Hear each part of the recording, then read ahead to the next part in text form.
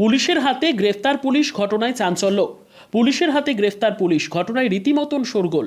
গোপন সূত্রে খবর পাওয়ার পর মাদকদ্রব্য সমেত দুজনকে গ্রেফতার করল কোচবিহারের কোতোয়ালি থানার পুলিশ, যার মধ্যে একজন পুলিশ কনস্টেবল বলে জানা যাচ্ছে। গ্রেফতার দুজনকে এদিন কোচবিহার আদালতে তোলা হবে।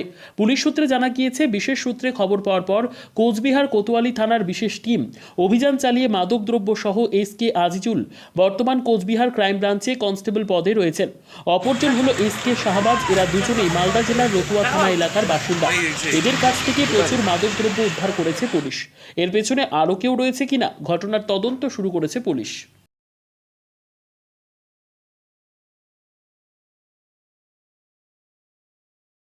এখন আপনার স্বাস্থ্য নিয়ে আর টেনশন করবেন না। Maya diagnostic and ISO and NABL certified diagnostic centre আপনাদের 24 ঘন্টা পরিষেবা দিতে প্রস্তুত। এমআরআই শুরু 5,000 টাকা থেকে, সিটি স্ক্যান শুরু 2,000 টাকা থেকে। পরিষেবায় থাকছে অ্যাম্বুলেন্স